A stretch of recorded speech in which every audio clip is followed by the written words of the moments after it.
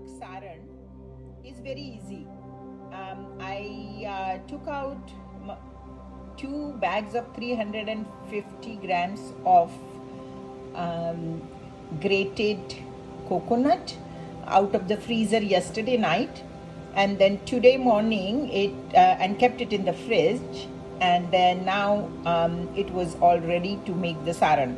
So I took 6 cups of grated coconut and added 3 cups of sugar. You can also add 3 cups of jaggery, or 1.5 cup of sugar and 1.5 cup of jaggery. It is your choice. I like my modak to be very very white. That's why I add sugar. And also I have added about 100 grams of Mava or khava. So and then I added 2 teaspoons of elaichi, cardamom, and if you want you can also add some kesher, but again I said that I want my modaks to be very white, so I don't add the saffron or I don't add the jaggery. But the jaggery modaks taste really good. All right, so this is the saran. I mixed it together and then made it dry. The saran needs to be dry. It should not be very wet to make successful modak. I have taken 2 cups of water, just plain water, and it has to be really boiling like this. And then now I am adding 2 pinches of salt to it, just for taste. And then I am going to add 2 teaspoons of butter to it. I have melted the butter. Actually it's ghee, pure ghee. I melted it a little bit so that I can measure it properly. And now I am just making sure that the butter and the salt has gone everywhere equal amount, so that it will not lump in one place. It doesn't take much time because everything is so hot. So for 2 cups of water, I am going to add 2 cups of freshly ground rice flour. I just grind it at home because if the rice flour is old, you really cannot make your modaks. So you just mix it together quickly, and even if it remains like a little bit of you will feel that it's not enough water, but it is enough water, believe me. So you just mix it together as much as you can, and then put a lid on and actually close the gas, and then keep it like that, tightly closed for some time. And then after 5 minutes we are going to take it out and then make the dough out of it. So this dough is called ukad. Ukad means steamed rice flour. So what we have done is equal amount of water and equal amount of rice flour. In boiling water we put the 2 cups of rice flour with 2 teaspoons of ghee and a little bit of salt, and now we are going to wait for 5 minutes for it to cook in that steam, and then again we are going to steam the ready modak, so it gets steamed twice. All right, bye. I can see the ukad is done perfectly, and I have tried to make a small ball out of it, and I know that this is really really good quality with nice kind of stickiness, so I should be able to make pretty good modaks out of this dough. So just wanted to show you the consistency for same amount of water and flour. Okay, bye. So now I am starting to make modak. I have a wet paper towel ready here. You should always have the wet paper towel to cover your modaks as you are making them, otherwise they start cracking. So I took a small bowl of made a ball of the dough, and then I'm going to make it little longer so that it gives me the depth for the modak. So I did that, and then now I'm going to put my thumb in, and I'm going to make a hole into this kind of gulab jamun kind of a shape, and then actually keep some oil and water ready, not too much, but keep, we have to do again, I forgot the, and put some water on your hand, and then a very little oil, so that your fingers and your hands will not be that sticky.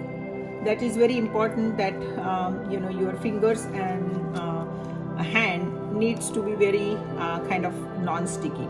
I've taken this much of dough, it's little bit warm, and then the circle I made into like a gulab jamun shape, and then I'm putting my finger inside, making sure that the finger doesn't stick to the dough, and I'm trying to keep the depth of this dough because I want it to be deep. The bowl kind of a thing that I'm going to make, I want it to be deeper and not just flat. So I'm using my thumb from inside, and I'm just rolling it like this to make it basically deep. Now once I got the initial depth, now I want to make it basically thinner.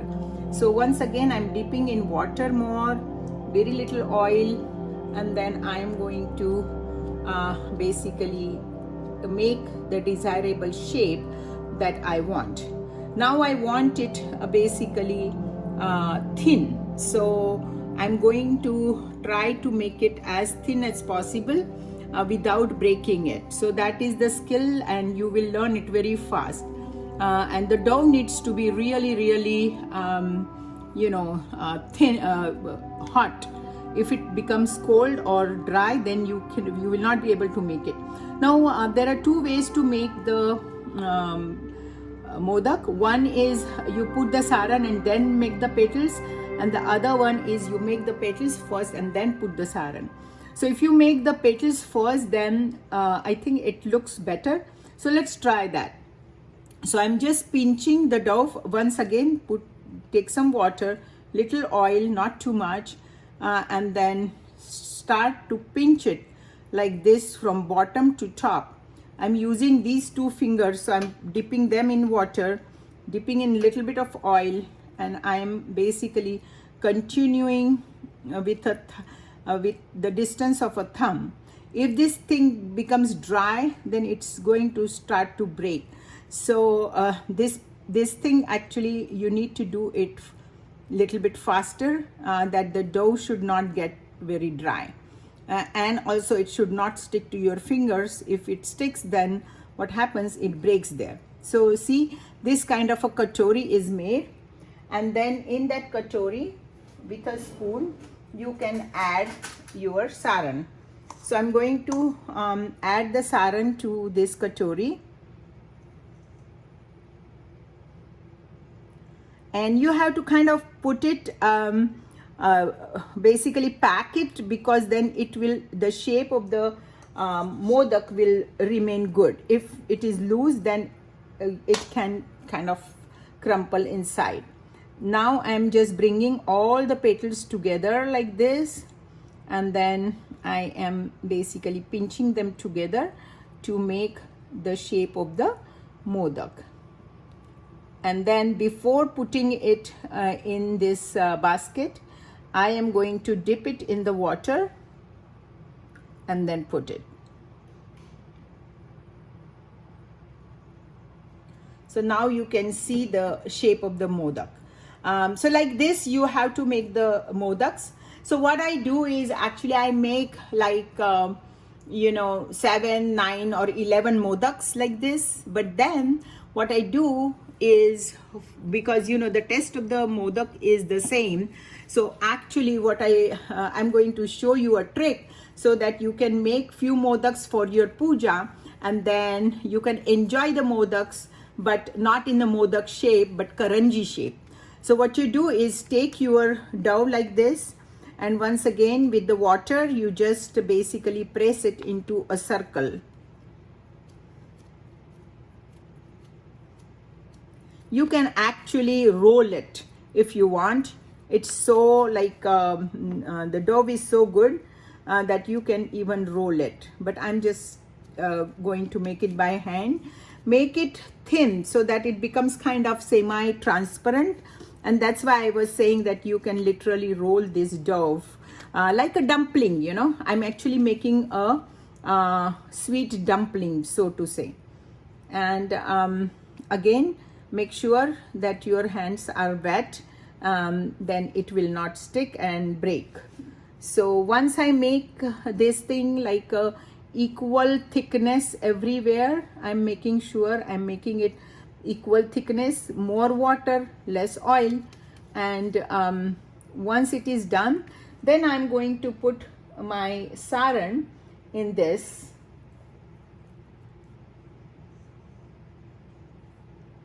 And this is my shortcut. It tastes the same, but it takes really no time to make this basically karanji of the same dough.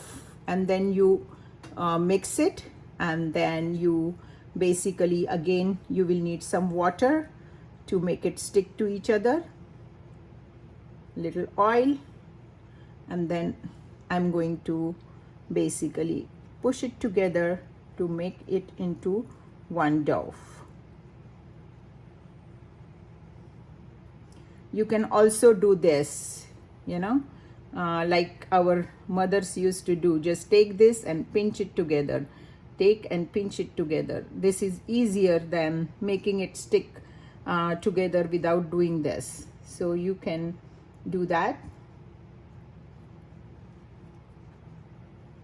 And then once it is stick together in